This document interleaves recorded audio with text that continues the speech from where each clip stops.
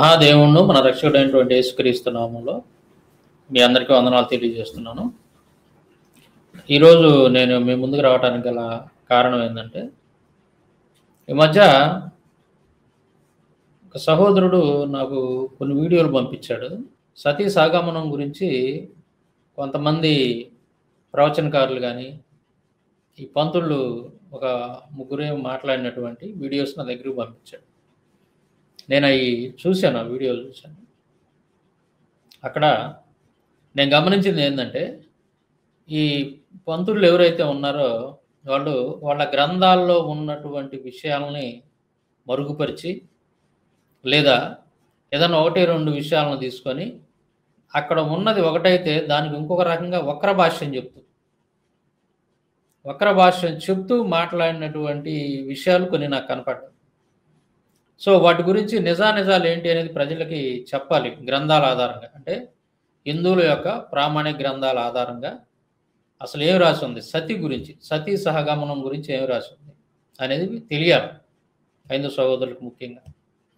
నేను ఎందుకు అంటున్నానంటే, ఈ విషయం గురించి ఎందుకు మాట్లాడుతున్నానంటే పదే ఈ సతీ సహగమనం అనేది విదేశీయుల నుంచి మనకు వచ్చినటువంటి ఆచారం అని, తర్వాత ముస్లిమ్స్ నుంచి మనకు వచ్చినటువంటి ఆచారం అని, అంటే వాళ్ళు ఈ భర్త చనిపోయినటువంటి స్త్రీలని వీళ్ళు ఒంటరిగా ఉంటున్నారని చెప్పి వాళ్ళని తీసుకెళ్ళి వాళ్ళని బలాత్కారం చేస్తున్నారు అనే కారణం చేత ఈ సతీ సాగమనం అనేది జరిగింది తప్ప ఇంకో కారణం కాదు అన్నట్టుగా మొన్నటిదా చెప్పుకుంటూ వచ్చారు ఫస్ట్లో. అసలు మా గ్రంథాలకు వీటికి సంబంధమే లేదు, మా హిందూ మత గ్రంథాలకు కానీ ఈ సతీకి కానీ సంబంధమే లేదు అంటూ మొన్నటి వరకు మాట్లాడుకుంటూ వచ్చారు.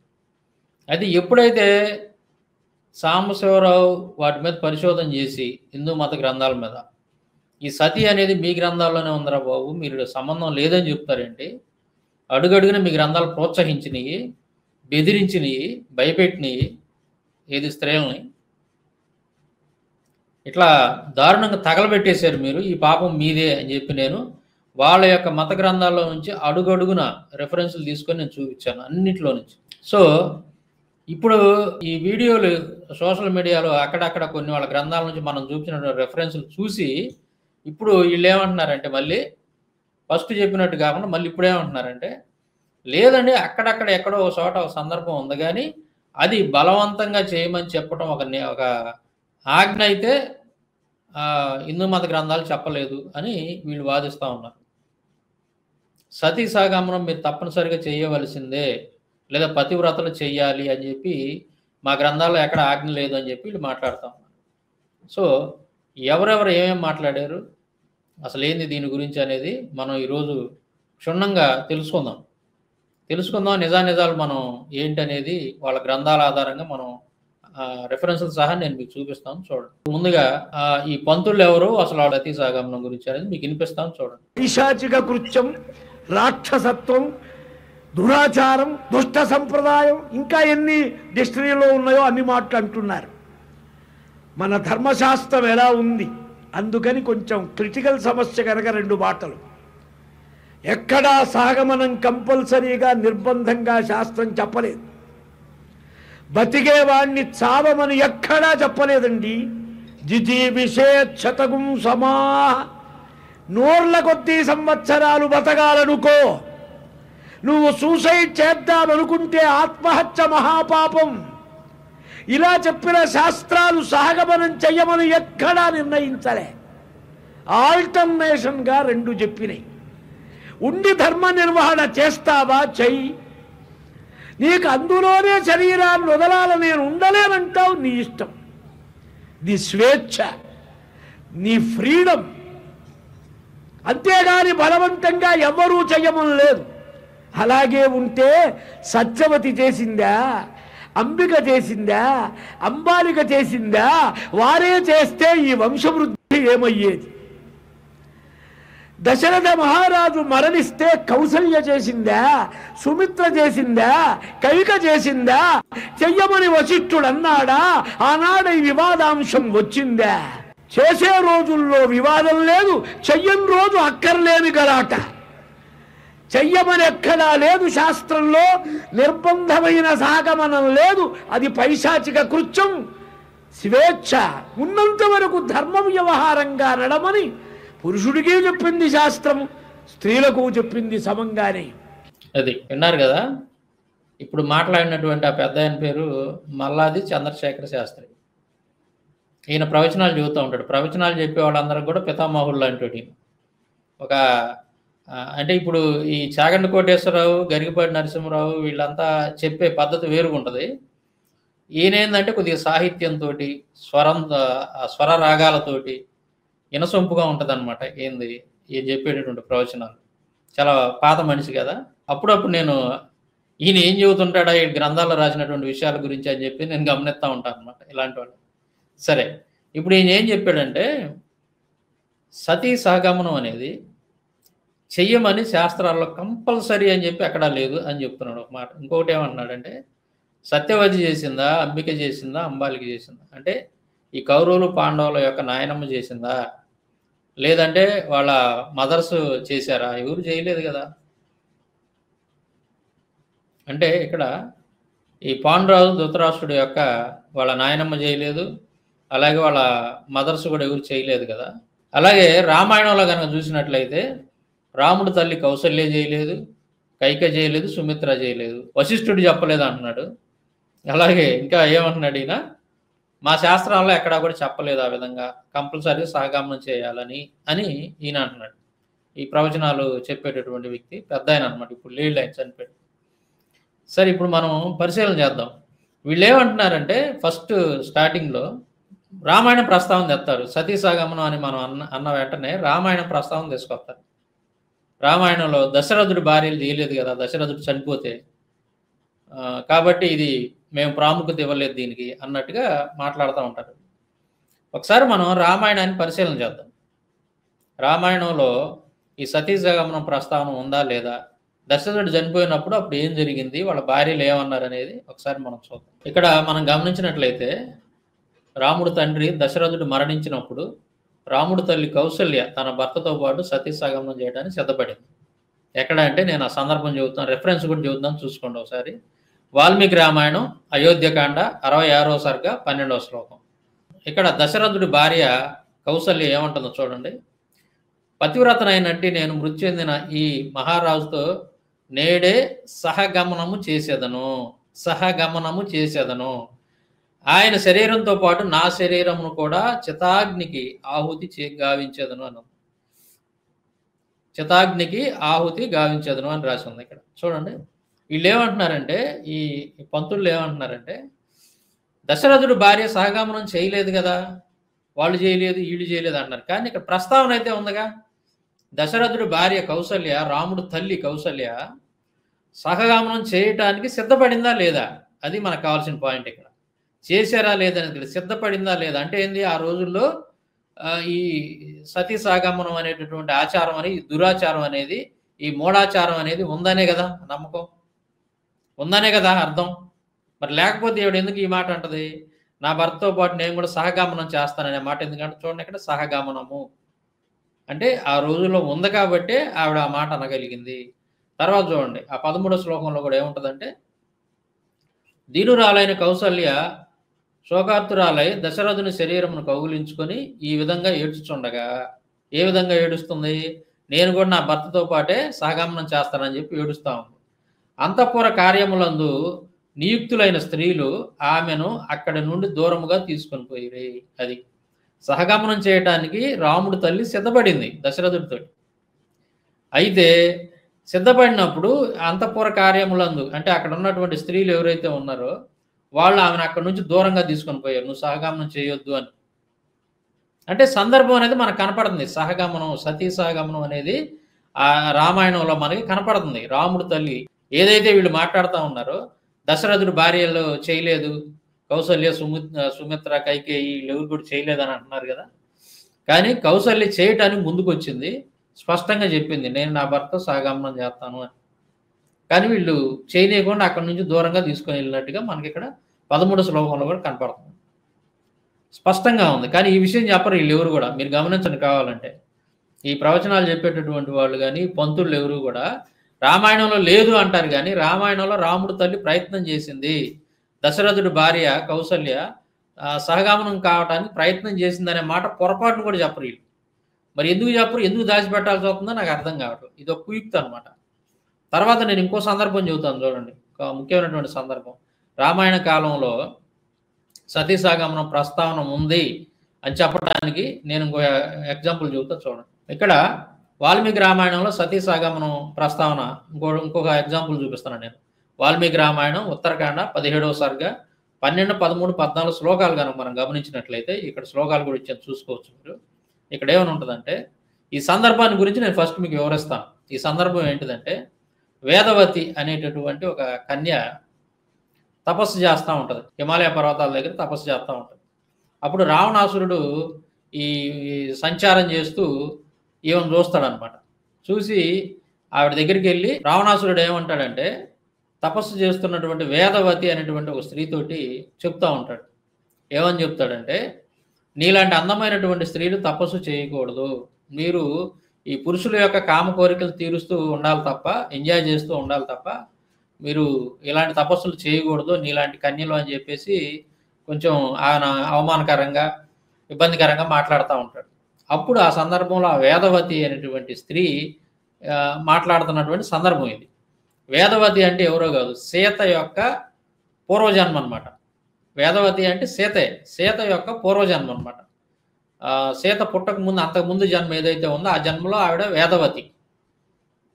ఆ తర్వాత ఆవిడ చనిపోయి మళ్ళీ సీతగా పుట్టిద్ది అనమాట. ఈ వేదవతి అంటే ఎవరో కాదు, సీతే పూర్వజన్మ అనమాట. అయితే ఇక్కడ చూడండి ఏమని రాసింది. దేవతల ప్రభువు 3 లోకాలకు అధిపతి అయిన విష్ణువు తన అల్లుడు కావాలని నా తండ్రి కోరికగా ఉండెను. అందుచే అతడు నన్ను మరెవరికి ఇచ్చుటకు అంగీకరించలేదు. శంభువు అనే దైత్యరాజు ఇందుకు కోపించను. ఆ పాపాత్ముడు నా తండ్రిని రాత్రి నిద్రించుండగా చంపివేశను. పిమ్మట మహాభాగ్యవంతురాలైన నా తల్లి దీనురాలై నా తండ్రి శరీరమును కౌగిలించుకొని అగ్నిలోకి ప్రవేశించినది. అంటే సహగమనం చేసింది. వేదవతి యొక్క తండ్రిని ఈ దైత్యరాజు అనేటువంటి వాడు ఎవడైతే ఉన్నాడో, శంభు అనేటువంటి వాడు, ఈ శంభు అనేటువంటి వాడు రేతి నిద్రపోతున్నప్పుడు తన తండ్రిని చంపాడు. వేదవతి యొక్క తండ్రి చితిలోనే తన తల్లి కూడా సహగమనం చేసింది అనేటటువంటి విషయాన్ని రావణాసురుడితోటి వేదవతి చెప్తున్నటువంటి సందర్భం ఇది.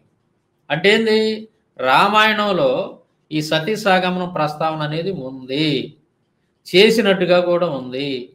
కానీ రాముడి యొక్క తల్లి సహగమనం చేయడానికి సిద్ధపడినప్పుడు అక్కడ ఉన్నటువంటి వాళ్ళు ఆమెను దూరంగా తీసుకెళ్తారు చేయకుండా. ఈ విషయాలు ఎందుకు చెప్పరు వీళ్ళు నాకు అర్థం కావట్లేదు. ఎందుకు దాచిపెడుతున్నారు మీరు? అబ్బే రామాయణంలో లేదండి, ఎవరూ చేయలేదండి అంటారు. రామాయణంలో వేదవతి యొక్క తల్లి సహగమనం చేసినట్టుగా, సతీ సహగమనం చేసినట్టుగా మన స్పష్టంగా ఆధారాలు కనపడుతుంది. కానీ ఈ మాట మాత్రం వీళ్ళు పొరపాటును కూడా చెప్పరు ఈ విషయం. చాలా స్పష్టంగా మనకు కనపడుతుంది. దశరథుడి యొక్క భార్య కౌసల్య సతీ సహగమనం చేయడానికి ప్రయత్నించింది. ఆ ప్రయత్నాన్ని వీళ్ళు అడ్డుకొని దూరంగా తీసుకొని వెళ్ళారు అక్కడ ఉన్నటువంటి స్త్రీలు. తర్వాత వేదవతి అంటే ఎవరో కాదు, సీత యొక్క పూర్వజన్మ అనమాట. వేదవతి యొక్క తండ్రి చనిపోయినప్పుడు ఆ వేదవతి యొక్క తల్లి సతీ సహగమనం చేసినట్టుగా మనకి ఇక్కడ స్పష్టంగా కనపడతాం. ప్రస్తావన అయితే ఉందన్నమాట. సో ఇది రామాయణంలో మరి సతీ సహగమనం యొక్క ప్రస్తావన. మరి మల్లాది చంద్రశేఖర శాస్త్రి అనేటువంటి ఒక సంస్కృత పండితుడు, ఆయన మరి ఈ విధంగా ఎందుకు ఈ విషయాలన్నీ దాచిపెట్టి రామాయణంలో లేదని ఎందుకు చెప్తున్నాడో నాకు అర్థం కావట్లేదు. ఆయనే కాదు, సామవేదం షణ్ముఖ శర్మ గారు అని చెప్పి ఆయన కూడా రామాయణంలో లేదు అని చెప్పి మాట్లాడతాం. రామాయణంలో వాళ్ళు ఎవరు చేయలేదని చెప్పి మాట్లాడతాం. ఇవన్నీ ఇంకో చూద్దాం. మళ్ళీ ఆ సామవేదం షణ్ముఖ శర్మ గారు ఏం మాట్లాడుతున్నారో ఒకసారి గమనిద్దాం. తప్పనిసరిగా భర్త మరణించిన తర్వాత స్త్రీ కూడా సహగమనం చెయ్యాలని ఎక్కడా శాస్త్రం అందు లేదు. అలా ఉన్నట్లయితే దశరథుడు మరణించిన తర్వాత 3 రాణులు ఉన్నారు. రామచంద్రమూర్తి వాళ్ళని గౌరవించారు, ఆనాడు సమాజం కూడా గౌరవించింది. చూడండి వీళ్ళందరూ ఏ విధంగా మాట్లాడుతున్నారో మీరు గమనించండి ఒకసారి. దశరథుడి యొక్క భార్యలు సహగమనం చేయలేదు అన్నారు, కానీ సహగమనం చేయడానికి ప్రయత్నించింది కౌసల్య అనే మాట చెప్పట్లే వీళ్ళు. అంటే వీళ్ళకి రామాయణం తెలియదా, చదవలేదా వీళ్ళు? రామాయణం అంటే ఖచ్చితంగా తెలుసు, చదివారు, ఆ విషయం కూడా తెలుసు. ఆ సందర్భం కూడా ఇందాక మనం చూపించిన సందర్భం. కానీ వీళ్ళు చెప్పడానికి భయపడుతున్నారు. ఎందుకు భయపడుతున్నారు అని అంటే, స్పష్టంగా ఈ హిందూ మత గ్రంథాలు అనేటటువంటివి ఈ సతీ సాగమనాన్ని ప్రోత్సహించినవి. సతీ సాగమనాన్ని ప్రోత్సహించినవి. సతీ సాగమనం అనేది భారతదేశంలో ప్రబలిపోయి అనేక మంది స్త్రీలు దహనమైపోవటానికి కారణం హిందూ మత గ్రంథాలే, ఇలాంటి బ్రాహ్మణులు రాసినటువంటి గ్రంథాలే. కాబట్టి ఈ నిజం ఎక్కడ బయటపడిద్దోనని వీళ్ళు ఉన్న విషయాలను దాచిపెట్టి వాటిని బయటికి జనాలకు చెప్పట్లా. ఇప్పుడు నేను రుజువు చూపించాను, నేను రామాయణం నుంచే చూపించా. దశరథుడి భార్యలు చేయలేదు, అవును చేయలేదు, కానీ చేయడానికి ప్రయత్నించారుగా. ఆ విషయం ఎందుకు చెప్పట్లేదు మీరు? చేయడానికి ప్రయత్నించారు అంటే ఆ కాలంలో ఉన్నట్టే కదా ఆచారం.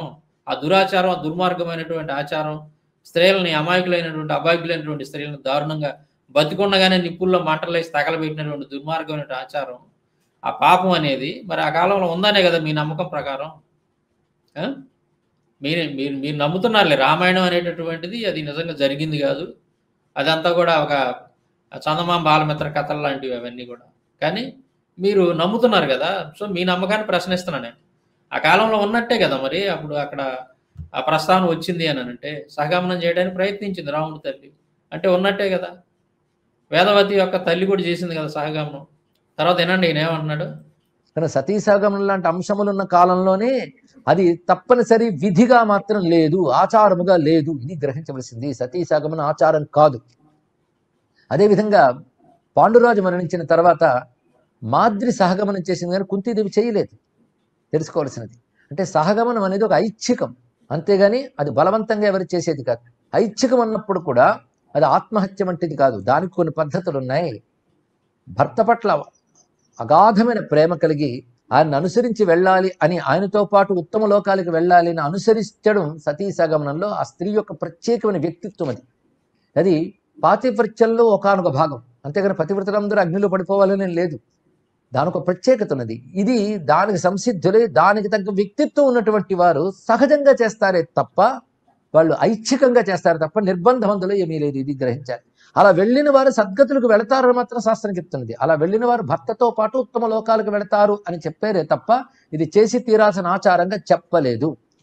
ఇలాంటి సతీ సహగమనం భారతదేశంలో ఆనాటి కాలంలో కొన్ని చోట్ల కొంతమంది వ్యక్తిత్వం కలవారు చేసేవారు. అది విన్నారు కదా. ఈయన కొంతవరకు 10% నిజం చెప్పాడు, 100లో 10% నిజం చెప్పాడు. ఏంటంటే సహగమనం అనేటటువంటి ఆచారం ఆ కాలంలో అక్కడక్కడ కనపడతా ఉంది. అయితే అక్కడక్కడ కనపడతా ఉంది, కొన్ని సంఘటనలు ఉన్నాయి.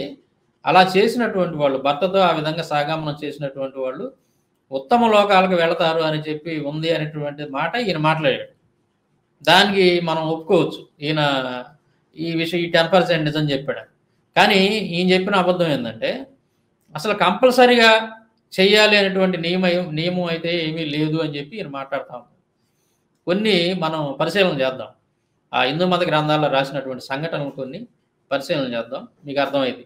ఆ నియమం కంపల్సరీగా చెయ్యాలి అనేది ఉందా లేదా, లేదా స్త్రీలని ప్రలోభ పెట్టారా లేదా.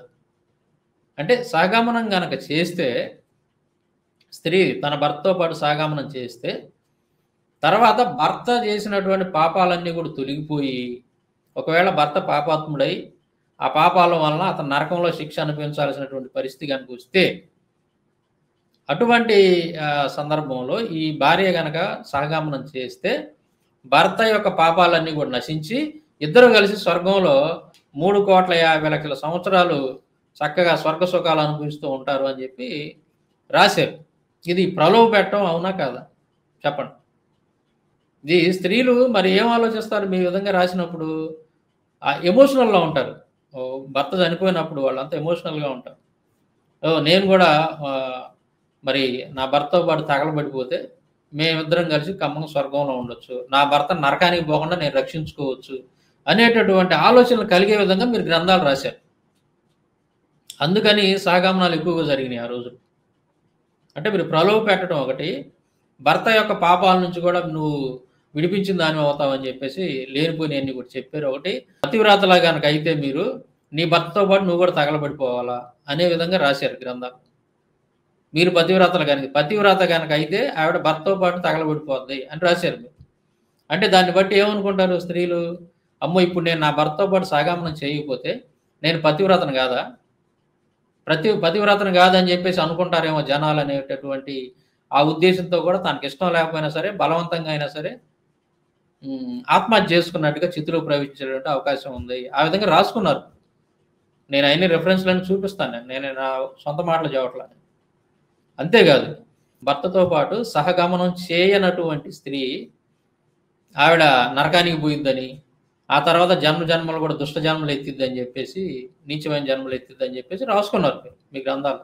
ఈ విధంగా బెదిరించడం వలన కూడా మరి వాళ్ళు సహగమనం చేసినట్టుగా మనకి స్పష్టంగా అర్థమవుతుంది. చూడండి ఒకసారి నేను రెఫరెన్స్‌లు కొన్ని చూపిస్తాను చూడండి. ఈయన అంటున్నాడు కదా, ఈయన ఇంతకు ముందు మాట్లాడిన మల్లాది చంద్రశేఖర శాస్త్రి గారు, అలాగే సామవేదం షణ్ముఖ శర్మ గారు వీళ్ళిద్దరూ ఏమంటున్నారంటే కంపల్సరీగా నియమం అనేది లేదండి అని అంటున్నారు. ఒకసారి చూద్దాం చూడండి, వాళ్ళ ధర్మశాస్త్రాలను ఎంత చక్కగా రాశారు. ఇది పరాశర స్మృతి 4వ అధ్యాయం 32, 33 శ్లోకాలండి. పరాశర స్మృతి అంటే కలియుగ ధర్మశాస్త్రం. ఇది ప్రతి ఒక్కళ్ళు ఒప్పుకొని తీరుతారు. ఈ కలియుగానికి ధర్మశాస్త్రం ఏందంటే పరాశర స్మృతి అంటారు. అంటే ఈ యుగానికి సంబంధించినటువంటి విషయం ఇది. హిందువుల యొక్క నమ్మకం ప్రకారం, వాళ్ళ యొక్క మత గ్రంథాల ప్రకారం పరాశర స్మృతి అనేది కలియుగానికి సంబంధించినటువంటిది. చూడండి ఇక్కడ ఏమని రాశారు. మనిషి యొక్క శరీరం నందు 3,50,00,000 వెంట్రుకలు ఉంటాయి. భర్త మరణించిన తర్వాత భార్య కూడా భర్తతో పాటు చితిలో తగలబడి ప్రాణత్యాగం చేయాలి. అలా చేస్తే మనిషి శరీరంపై ఎన్ని వెంట్రుకలు ఉంటాయో అన్ని సంవత్సరాలు ఆ భార్యాభర్తలు ఉంటారు. ఎక్కడ ఉంటారు? స్వర్గంలో. అనగా సతీసాగమనం చేసినటువంటి భార్య 3,50,00,000 సంవత్సరాలు తన భర్తతో కలిసి స్వర్గ సుఖమున నివసించును. చాలా స్పష్టంగా రాసి ఉంది ఇక్కడ చూడండి. 3,50,00,000 వెంట్రుకలు అంట మనిషి శరీరం మీద ఉంటాయంట. మరి ఎవరు లెక్క పెట్టారో, ఎప్పుడు లెక్క పెట్టారో మనకైతే తెలియదు, వాళ్ళు రాసుకున్నారు. అట్లా ఈ శరీరం మీద ఎన్ని వెంట్రుకలు అయితే ఉంటాయో అన్ని సంవత్సరాలు భార్యాభర్తలు ఇద్దరు కూడా స్వర్గంలో స్వర్గ సుఖాలు అనుభవిస్తూ ఉంటారంట. తర్వాత చూడండి, ఈ సహగమనం చేసినటువంటి స్త్రీ ఎంత మేలు చేసిద్దో భర్తకి ఇక్కడ రాసి ఉంది. పాములు పట్టేవాడు పుట్టలో దూరిన పామును బలం కొలది కలుగు నుండి ఎటుల పైకి లాగును, అదేవిధంగా భర్తతోడ సహగమనమునర్చిన స్త్రీ అది వరకు అంటే అంతకుముందు తన భర్త చేసిన పాపముల వలన నరక బాధలు అనుభవించుచున్నను భర్తను పాప విముక్తుణ్ణి చేసి అతనితో కలిసి స్వర్గలోకమునందు ఆనందమును అనుభవించును. అది విషయం. ఈ భర్త ఎవరైతే చనిపోయి ఉంటాడో ఆయన ఒకవేళ పాపాత్ముడయ్యి నరక శిక్షకి అర్హుడు గనకైతే, నరకానికి పోవడానికి అర్హుడు గనక అయ్యి ఒకవేళ నరకంలో వెళ్ళిపోతే ఉంటే ఈవిడ ఏదైతే సహగమనం చేసిందో అప్పుడు వెంటనే ఏమైంది, ఆ నరకం నుంచి తప్పించి అతను ఈమె యొక్క భర్త ఎవరైతే ఉన్నాడో ఆ భర్త ఏమో ఇద్దరు కలిసి స్వర్గానికి వెళ్ళిపోతారంట. అంటే రద్దు అయిపోతాయి. తన భర్త చేసినటువంటి పాపాలన్నీ కూడా పరిహారం అయిపోతాయి. ఇంకా అతను నరకంలో శిక్షలు అనుభవించాల్సిన అవసరం లేదు. ఎందుకంటే తన భార్య సహగమనం చేసింది కాబట్టి, తన భార్య తనతో పాటు చితిలో తగలబడిపోయింది కాబట్టి. ఇది ఇక్కడ రాసుకున్నాం స్పష్టంగా. ఇది కలియుగ ధర్మశాస్త్రం అయినటువంటి పరాశర స్మృతిలో స్పష్టంగా రాసి ఉంటే అబ్బే నియమం ఏమి లేదండి, నిబంధన ఏమి లేదండి, బలవంతం ఏమి లేదండి అని చెప్పేసి మీరు అసలు ఎలా మాట్లాడతారో నాకు అర్థం కావాలి. చాలా స్పష్టంగా ఉంది ఇక్కడ. పరాశర స్మృతి అంటే కలియుగ ధర్మశాస్త్రం చాలా స్పష్టంగా రాసి ఉంది ఇక్కడ, మీరు చేయాలి అని. అంటే ఈ యుగానికి చెందినటువంటి ధర్మశాస్త్రం ఇది పరాశర స్మృతి. కలియుగంలో మీరు ఈ సతీ సాగమనం చేయాలి అని చెప్పి మీ గ్రంథాల్లో స్పష్టంగా రాసి ఉంటే అబ్బాయి మా శాస్త్రాలు ఎప్పుడూ చెప్పలేదు, మా శాస్త్రాలు దీనికి ఒప్పుకోవు అని చెప్పేసి మీరు అబద్ధాలు చెప్తున్నారంటే అసలు మిమ్మల్ని ఏమనుకోవాలి? ఎందుకు మీరు ఈ విధంగా అబద్ధాలు చెప్పాల్సినటువంటి పరిస్థితి వచ్చింది?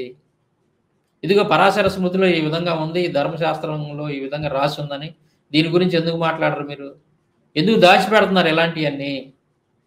తర్వాత కొన్ని చూడండి గ్రంథాల్లో ఉన్నటువంటి విషయాలు నేను చెప్తాను. విష్ణు పురాణం పంచమాంశము 38వ అధ్యాయము 1 నుండి 4 శ్లోకాలు ఏమని రాసింది ఇక్కడ?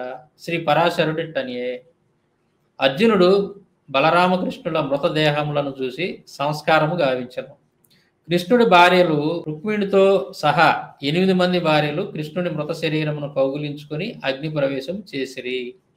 బలరాముని భార్య అయినటువంటి రేవతి బలరాముని యొక్క మృతదేహమును కౌగిలించుకొని ప్రజ్వలించుచున్న అగ్నిలో దహనమైపోయాను. ఆమెను తాకిన అగ్నిదేవుడు ఆనందభరితుడై చల్లనయ్యను. అది విని ఉగ్రసేనుడు, వసుదేవుడు, దేవకి రోహిణియు తమ భర్తలతో సహగమనం చేసిరి అని రాసి ఉంది. ఇక్కడ అర్జునుడు ఏం చేశాడంటే బలరామకృష్ణుల యొక్క మృతదేహాలకి ఆ శరీరాలకి సంస్కారం చేశాడని ఉంది. ఆ సంస్కారం ఎలా చేశాడంటే కృష్ణుడి యొక్క భార్యలో మొత్తం 8 మంది అంట కృష్ణుడి యొక్క ఆ శరీరాన్ని మృత శరీరాన్ని కౌగులించుకొని అగ్ని ప్రవేశం చేశారంట. అంటే ఏంది సహగమనం చేశారని చెప్పి ఇక్కడ రాసి ఉంది స్పష్టంగా. విష్ణు పురాణంలో రాసి ఉంది. విష్ణు పురాణంలో రాసి ఉన్నదాన్ని నేను మాట్లాడతాను. కృష్ణుడి యొక్క 8 మంది భార్యలు కృష్ణుడి యొక్క మృత శరీరం కౌగులించుకొని సతీ సహగమనం చేశారని చెప్పి స్పష్టంగా రాసింది. ఇది చెప్పరు, దీని గురించి చెప్పరు. మళ్ళీ తర్వాత చూడండి, బలరాముడి యొక్క భార్య రేవతి, బలరాముడి యొక్క భార్య కూడా సతీ సహగమనం చేశారు. చాలా స్పష్టంగా ఉంది కదా. ఈ విధంగా అంబిక చేయలేదు, అంబాలికి చేయలేదు, సత్యవతి చేయలేదు అని అంటే మరి మిగతా వాళ్ళు చేశారు కదా, వాళ్ళ గురించి చెప్పరు ఎందుకని మీరు? కృష్ణుడి యొక్క భార్యలు చేశారు కదా, అలాగే బలరాముడి యొక్క భార్య చేసింది కదా సతీ సహగమనం రేవతి.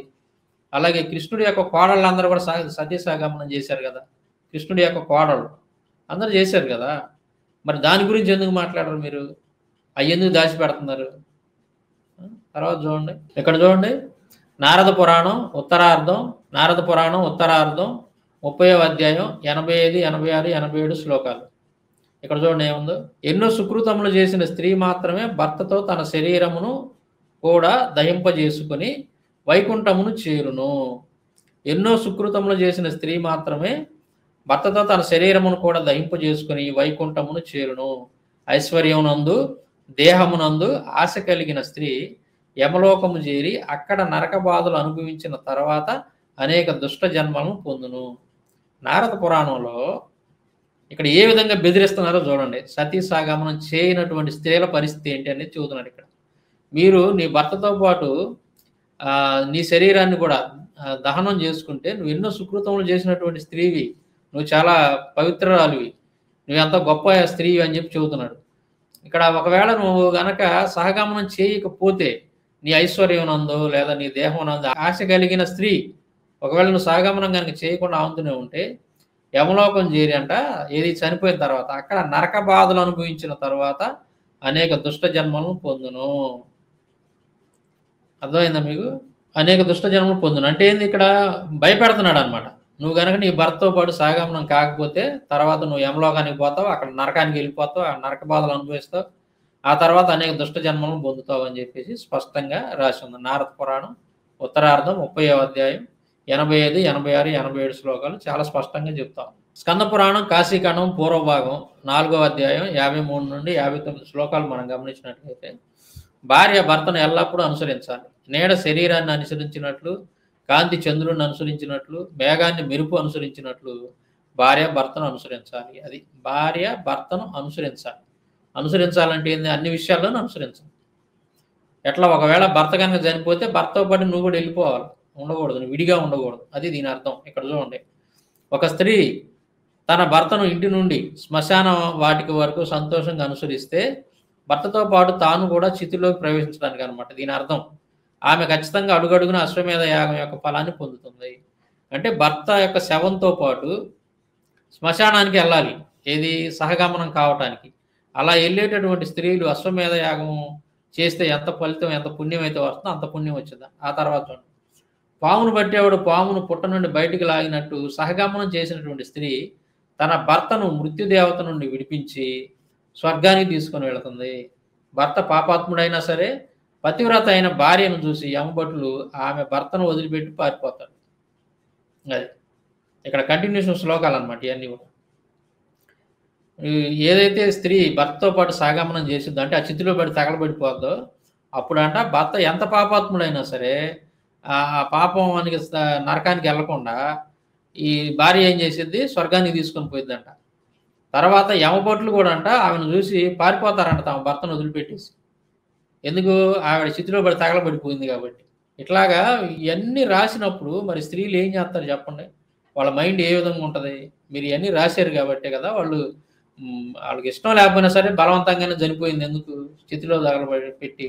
అంతేకాదు వాళ్ళు ఇష్టమయ్యి కొన్ని జరిగినాయి, బలవంతంగా వాళ్ళ మనసులో ఇష్టం లేకుండా కూడా ఇట్లాంటివన్నీ రాశారు కాబట్టి నా భర్తను నేను ఎలాగైనా సరే నరకానికి పోకుండా స్వర్గానికి తీసుకొని పోవాలని చెప్పేసి ఆ భ్రమలతోటి ఏం చేశారు, వాళ్ళకి ఇష్టం లేకపోయినా సరే తగలబెట్టిపోయారు. ఇట్లా ఎమోషనల్గా ఉంటారు కదా భర్త చనిపోయినప్పుడు, ఆ టైంలో చేశారు ఆ విధంగా. తర్వాత చూస్తే ఇష్టం లేకపోయినా సరే నేను సహగమనం చేయను అన్నటువంటి స్త్రీలకు కూడా వాళ్ళను బలవంతంగా కూడా నెట్టి ఆ చితిలో నెట్టి తగలబెట్టినటువంటి సందర్భాలు కూడా మన చరిత్రలో చాలా ఉన్నాయి అన్నమాట. చాలా కనపడతా ఉంటాయి చరిత్ర కనుక చూస్తే. తర్వాత పద్మపురాణం సృష్టికరణం 52 అధ్యాయం 68, 69 శ్లోకాలు చూస్తే పతివ్రత అయినటువంటి స్త్రీ భర్తను వదిలి అన్నడం ఉండదు. అది ఇలాంటి మాట రాసినప్పుడు మరి ఏ స్త్రీలైనా ఎలా ఆలోచిస్తారో మీరు చెప్పండి.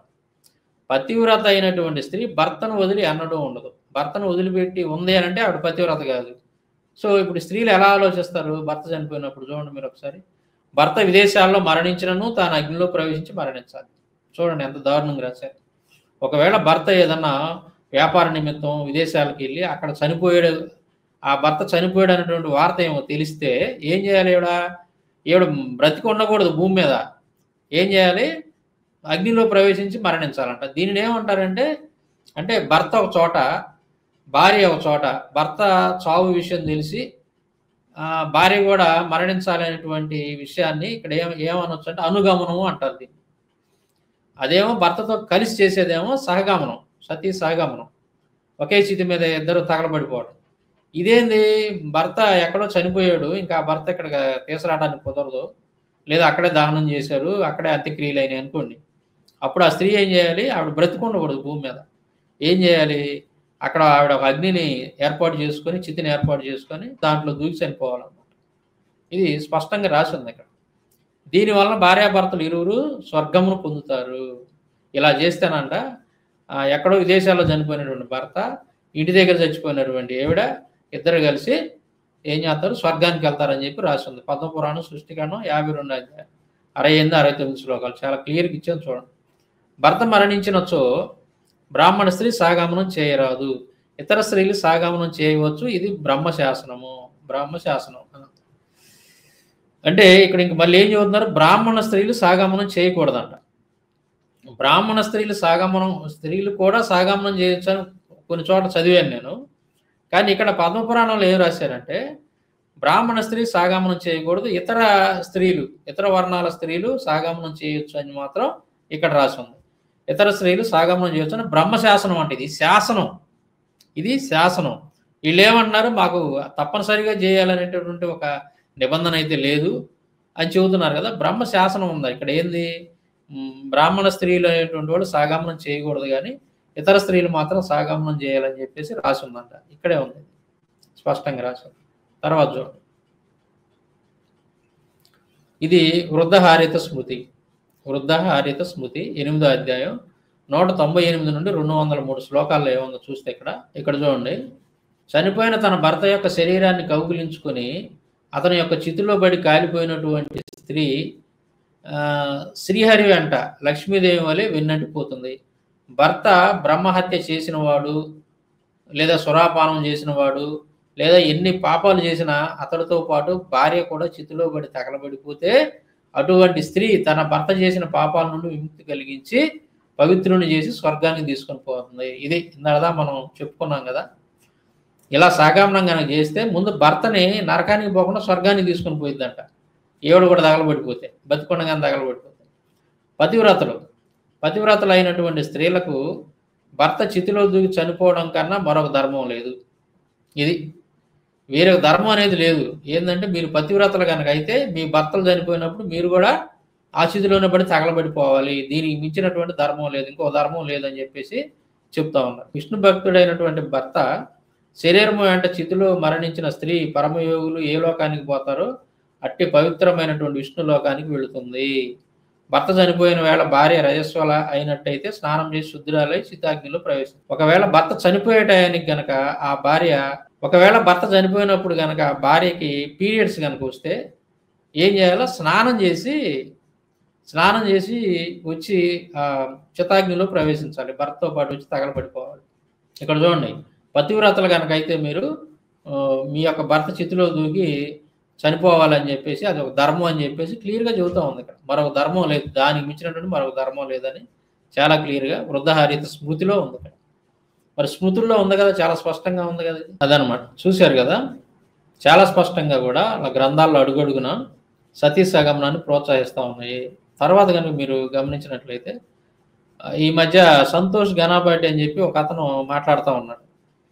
అతనేమంటున్నాడు ఒకసారి గమనించండి, మీరు చూద్దాం. మనందరికీ తెలిసినటువంటి మహా పతివ్రతలు పురాణాల్లో కావచ్చు, ఇతిహాసాల్లో కావచ్చు ఎంతమంది సహగమనం చేశారు. దశరథుడు మరణించిన తరువాత కౌసల్యాది 3 భార్యలు ఎందుకు సహగమనం చేయలేదు? అది నేను చెప్పానుగా, నేను ఇందాక ఫస్ట్లోనే చెప్పా కదా, వీళ్ళు మొట్టమొదటి అందుకునేటటువంటి పాట ఏందయ్యానంటే రామాయణం. దశరథుడు చనిపోయినప్పుడు దశరథుడు భార్యలు చేయలేదు కదా సహగమనం అని చెప్పేసి పద్దోళ్ళు ఇదే పాట ఇంకా వరుస పెడతారు అనమాట, ఒకళ్ళ తర్వాత ఒకళ్ళు. కౌసల్య సహగమనం చేయటానికి ప్రయత్నించింది, కానీ అక్కడ ఉన్నటువంటి వాళ్ళు ఆవిడని సహగమనం చేయకుండా పక్కకు తీసుకొని వచ్చారు, దూరంగా తీసుకెళ్లారు అనే మాట రామాయణంలో రాసి ఉన్నటువంటి మాట వీళ్ళు చెప్పట్లేదు, ఒక్కళ్ళు కూడా చెప్పట్లేదు. మరి వీళ్ళకి తెలియదా అంటే తెలుసు, రామాయణం తెలుసు, ఇతర గ్రంథాలన్నీ క్షుణ్ణంగా తెలియదు అని అంటే తెలియకపోవచ్చాము, కానీ రామాయణం కంపల్సరీ చదువుతారు కదా వీళ్ళు. మరి తెలిసినటువంటి విషయాన్ని దాచిపెడుతున్నారు అనమాట. స్పష్టంగా మనం ఫస్ట్లోనే చూసాం, దశరథుడి యొక్క భార్య కౌసల్య, రాముడు తల్లి, ఆవిడ సహగమనం చేయడానికి ప్రయత్నించినట్టు మనం రామాయణంలో స్పష్టంగా చూసాం. కానీ వీళ్ళేమంటున్నారు, చేయలేదు అంటున్నారు. చేయలేదు నిజమే, కానీ ప్రయత్నించిందనే మాట ఎందుకు చెప్పట్లేదు మీరు? ప్రయత్నించిందనే మాట చెప్తే అప్పుడు కూడా ఈ సతీ సహగమనం అనేది ఉంది, ఆచారం ఉంది కాబట్టి ఆవిడ అలా మాట్లాడింది అనేటటువంటి విషయం ప్రజలకు తెలిసిద్దని వీళ్ళు దాన్ని దాచిపెడుతున్నారు అనమాట, బయటికి చెప్పకుండా. మహాపతివ్రత అని మనమంతా కూడా చదువుకుంటామే. 5 మహాపతివ్రతల్లో కావిడ మండోదరి రావణాసురుడు చనిపోయిన తరువాత ఎందుకు సహగమనం చేయలేదు? మండోదరి సహగమనం చేయలేదు అని చెప్పి మాట్లాడుతూ ఉన్నాడు. అయితే గ్రంథాల్లో అందరూ సహగమనం చేశారని చెప్పేసి ఎవరు చెప్పట్లా. మీ పురాణాల్లో కానీ రామాయణ మహాభారతాల్లో ఉన్నటువంటి స్త్రీలందరూ సహగమనం చేశారని చెప్పట్లా. ఎవరెవరైతే సహగమనం చేశారో వాళ్ళ యొక్క ప్రస్తావన ఉంది, ముఖ్యమైనటువంటి వాళ్ళు చేశారు సహగమనం, వాళ్ళ యొక్క ప్రస్తావన అయితే ఉంది, చాలా మంది చేసినట్టుగా ఉంది. తర్వాత పతివ్రతలు కనుక అయితే మీరు సహగమనం చేయాలని ఉంది, మీరు కనుక పతివ్రతలు అయితే సహగమనం చేయాలి అని చెప్పి స్పష్టంగా రాసి ఉంది మీ గ్రంథాల్లో. మరి వాళ్ళు మిగతా వాళ్ళు సహగమనం చేయలేదు అని అంటే మరి వాళ్ళు ఎందుకు చేయలేదు ఏంటో దానికి ఆ కారణం ఏందో మీరే చెప్పాలి. మీ యొక్క గ్రంథాల్లోనే రాసి ఉంది, మీరు మహాపతివ్రతలు కనుక అయితే మీరు ఖచ్చితంగా భర్తతో పాటు సహనం చేసేది, పతివ్రత అయినటువంటి స్త్రీ భర్తతో పాటు సహగమనం చేసిద్ది అని చెప్పి నేను ఇంతకుముందు రిఫరెన్స్లు చూపించాను మీ గ్రంథాల్లో రాసినటువంటి. మరి వీళ్ళందరూ చేయలేదు, కొంతమంది సహగమనం చేయలేదు అని అంటే ఎందుకు చేయలేదు మీరు చెప్పాలి, దానికి కారణం ఏందనేది మేంగా చెప్పాలి, మీరు చెప్పాలి. మనకు కనిపిస్తూ ఉన్నారండి అని అంటే కనుక ఇతర యుగాల్లో కృతయుగంలోనో త్రేతాయుగంలోనో జమదగ్ని మహర్షి మరణించిన విషయం తెలిసిన వెంటనే రేణుకామాత ఏం చేసిందంటే ఇక నేను ఎవరితోనే మాట్లాడను అని చెప్పేసి కళ్ళు మూసుకుని ధ్యానంలోకి వెళ్ళిపోయింది.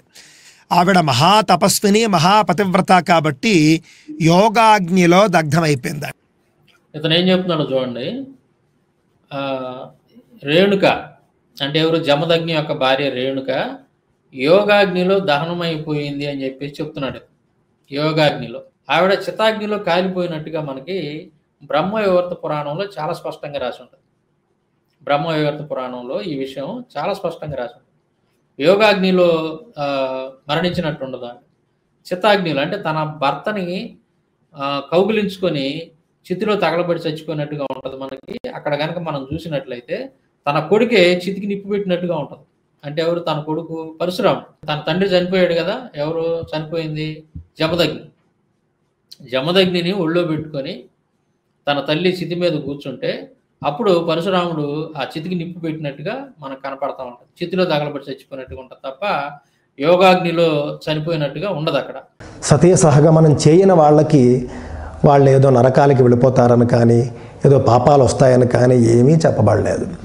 కాబట్టి సతీ సహగమనం అనేది అత్యధిక స్వర్గలోక నివాసాన్ని కోరుకునేటటువంటి వారు సతీ సహగమనం చేసేవారు.